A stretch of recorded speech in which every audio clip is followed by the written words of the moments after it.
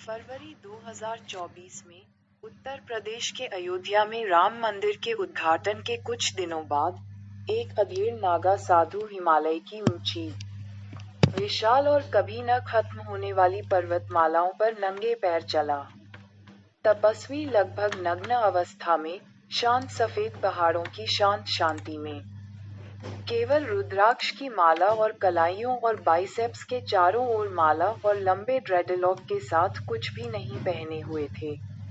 उनकी छाती और शरीर बालों से भरा हुआ था और पूरी तरह से पवित्र राख में लिपटा हुआ था। उनके माथे पर त्रिपुरण था और उनकी दाढ़ी उनकी छाती तक फैली हुई थी। कठिन और हड्डियों को ठंडा करने वाली स्थलाकृति से गुजरते हुए नागा ने पहाड़ की बर्फ में कुछ ताज़ा पैरों के निशान देखे और महसूस किया कि वे एक पर्वतारोही के थे। हिमालय की चोटियों के असंभव इलाके में किसी दूसरे इंसान को देखना बहुत दुर्लभ था। इसलिए उसने पदचिह्नों का अनुसरण किया। जैसे जैसे वह आगे बढ़ा, उसने हर जगह हाइकिंग उपकरण बिखरे हुए पाए, लगभग बर्फ में दबे हुए। कुछ कदम आगे बढ़ने पर उसे कई लाशें दिखीं। ऐसा लग रहा था जैसे पिछली रात के हिमस्खलन ने उन सभी को निगल लिया हो। सभी लाशों में से एक लाश और नीचे पड़ी थी, जो पूरी तरह से मोटी बर्फ से ढकी हुई थी, बस कुछ उंगलियां बाहर निकली हुई थीं। जब नागा ने शव को करीब से देखने के लिए उसकी तरफ रुख किया, तो उंगलियां थोड़ी सी हिलीं। शव में अभी भी कुछ जान बाकी थी। नागा ने शव को बाहर निकाला। वह एक आदमी था। यात्री ने अपनी आंखें खोलीं और जंगली दिखने वाले नागा साधु को देखकर वे डर से चौड़ी हो गईं, नंगे बदन और नंगे पांव। उसका चेहरा यात्री के बहुत करीब था। यात्री इतना कमजोर था कि कुछ भी करने में असमर्थ था, बेहोश हो गया। जब उसे होश आया, तो उसने पाया कि नागा उसे एक पैर से पकड़कर गुफा की ओर खींच रहा था। उसने अघोरियों और नागा साधुओं के नरभक्षी होने की कहानियां सुनी थीं। वह खुद को बचाने के लिए लड़ना चाहता था, लेकिन उसके पास एक उंगली उठाने की भी ताकत नहीं थी। उसने अपनी किस्मत को स्वीकार कर लिया और निराश होकर खुले आसमान को देखता रहा, जब तक कि वह गुफा की अंधेरी छत में नहीं बदल गया। गुफा का अंधेरा मौत जैसा लग रहा था और उसने फिर से अपनी आंखें बंद कर लीं। कुछ घंटों बाद वह उठा और उसने देखा कि नागा साधु उसके सामने बैठा है। उनके बीच आग जल रही है। आग उसे पहले कभी इतनी डरावनी नहीं लगी थी।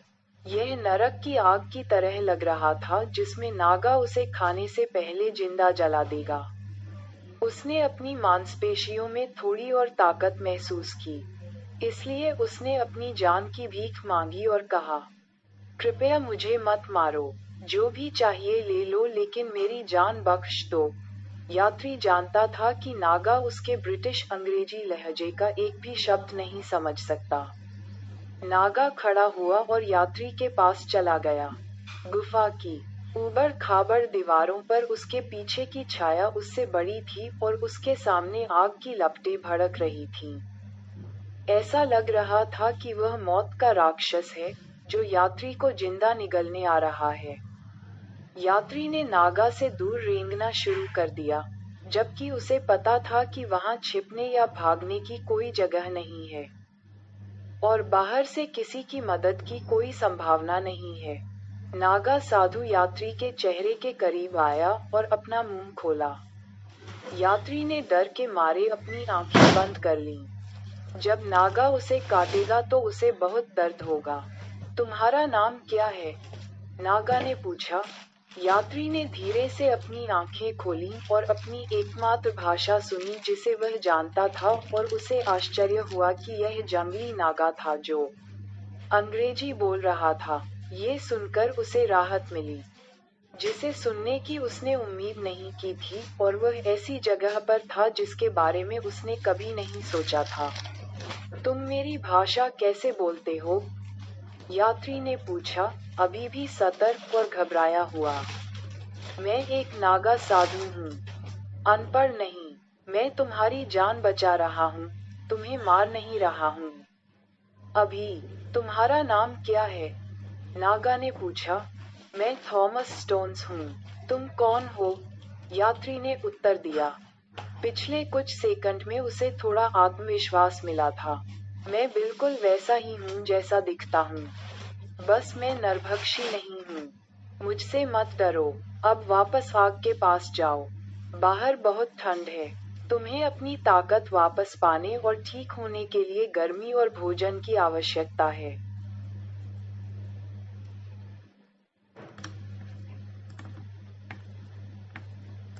यात्री ने थोड़ी राहत महसूस की और चुपचाप नागा की कही बात से सहमत हो गया, क्योंकि उसे एहसास हो गया था कि नागा सही था। वे दोनों एक दूसरे के सामने बैठ गए। उनके बीच आग थी। थॉमस ने अचानक कहा, मैंने सोचा था कि तुम मुझे मार दोगे और तुम्हें खा जाओगे। हम ऐसा नहीं करते। यह एक मिथक है।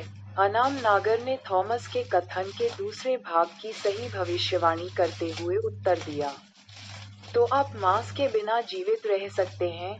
थॉमस ने अप्रत्यक्ष रूप से अपनी सुरक्षा की पुष्टि करते हुए पूछा। हमें किसी चीज की लत नहीं है। कभी कभी हमें हफ्तों तक भोजन की भी आवश्यकता नहीं होती है। हालांकि हम जो कुछ भी उपलब्ध है उसे खा सकते हैं। नागा ने यात्री को भोजन का कटोरा देते हुए उत्तर दिया। आपकी उदारता के लिए धन्यवाद। मैं वहां मर जाता। आपने मुझे बचा लिया। भूखे यात्री ने कटोरा उठाते हुए कहा। मैं कैंटरबरी, इंग्लैंड से आया हूँ और मैं एक पेशेवर हाइकर हूँ। मैंने 18 साल की उम्र में हाइकिंग शुरू की थी और आज तक नहीं रुका, जब तक आपने मुझे बचाया। आपकी कहानी क्या है? थॉमस ने पूछा। अनाम नागा ने उत्तर दिया। मैं एक नागा हूँ और हमारे कबीले का एकमात्र उद्देश्य धर्म की रक्षा करना है। नागा। मैंने हिमालय आने का फैसला करने से पहले अघोरियों और नागाओं की कहानियां सुनी थीं। लेकिन अब मैं जो देख रहा हूँ वह कुछ और है। तो, नागा क्या है? थॉमस ने ईमानदारी से पूछा। ये समझाने के लिए मुझे आपको कुछ पृष्ठभूमि बतानी होगी। भारत हजारों वर्षों से महान समृद्धि और ज्ञान का देश रहा है। इसने एक समृद्ध अर्थव्यवस्था का दावा किया, जो समृद्ध व्यापार मार्गों द्वारा संचालित थी, जो इसे दुनिया के बाकी हिस्सों से जोड़ती थी। भारत अपनी संस्कृति, प्राकृतिक सुंदरता, उन्नत तकनीक और विज्ञान, आध्यात्मिकता, शिक्षाओं और मूल्यों के लिए प्रसिद्ध था। यह अपने प्रचुर संसाधनों के लिए भी प्रसिद्ध था, जिसमें मूल्यवान मसाले, वस्त्र और कीमती रत्न शामिल थे, जो दूर दूर से व्यापारियों को आकर्षित करते थे।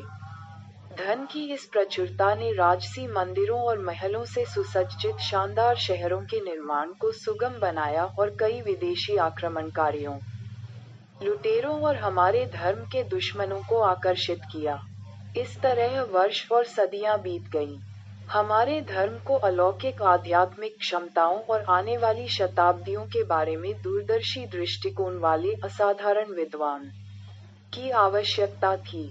788 ईस्वी में कलंदी नामक गांव में एक लड़के का जन्म हुआ, जो अब केरल के कोचीन से ज्यादा दूर नहीं एक शहर है। उनके माता पिता एक वृद्ध, निसंतान दंपति थे, जो गरीबों की सेवा करते हुए एक धर्मपरायण जीवन व्यतीत करते थे। उन्होंने अपने बच्चे का नाम शंकर रखा, जिसका अर्थ है समृद्धि देने वाला। आर्यम्बा और शिवगुरु के पुत्र, वह कोई और नहीं बल्कि आदि गुरु शंकराचार्य थे, जो एक महत्वपूर्ण आध्यात्मिक प्रतीक थे, जिन्होंने भारत को अपनी शिक्षाओं से प्रबुद्ध किया।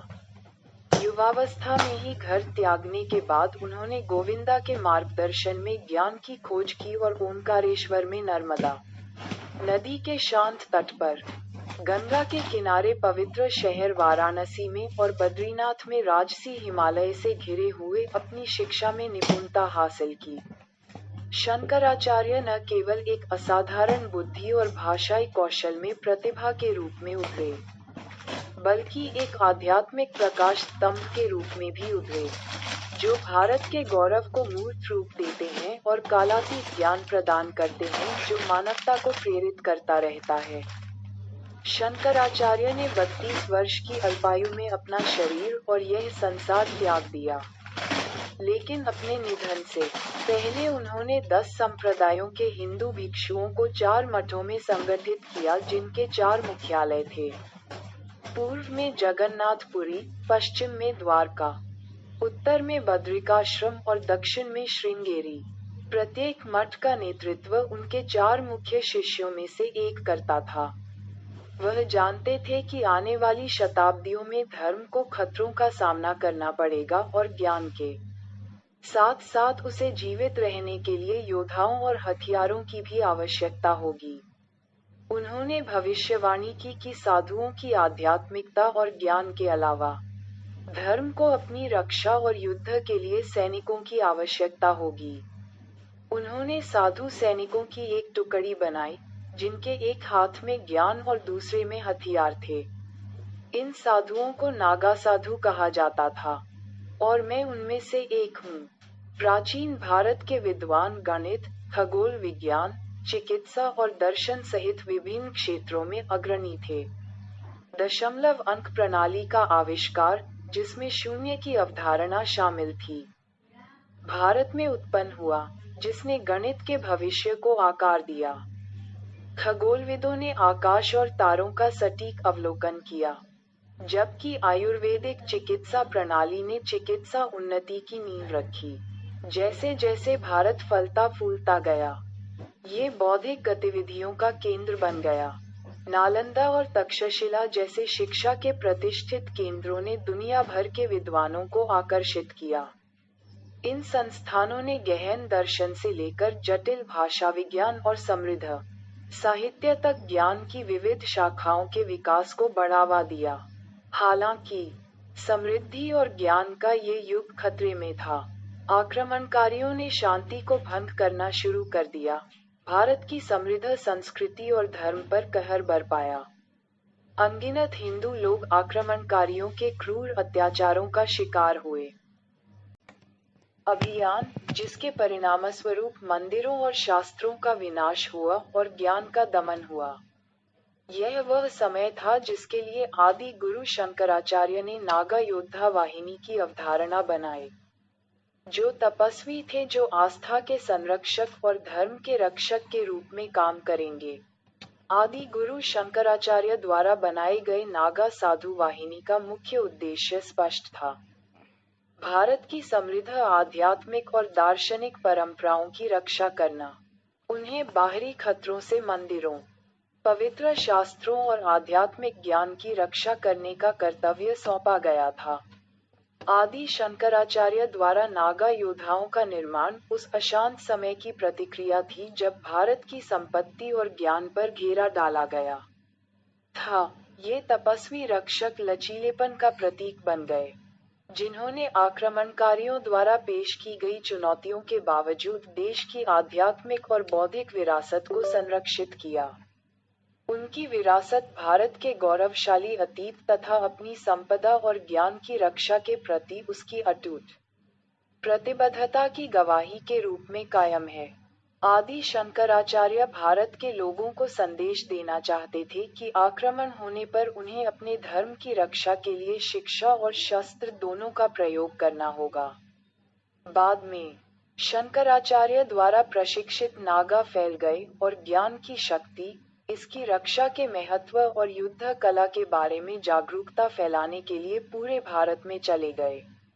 आदि गुरु शंकराचार्य की मृत्यु वर्ष 820 में केदारनाथ में हुई, लेकिन हमारे धर्म के दुश्मनों के साथ युद्ध आज भी जारी है। हमें लड़ना होगा। आप किस युग में रह रहे हैं साधु? आप कोई सैनिक नहीं हैं और कुछ नहीं चल रहा है। ये फरवरी 2024 है, थॉमस ने कहा। यह अभी भी जारी है।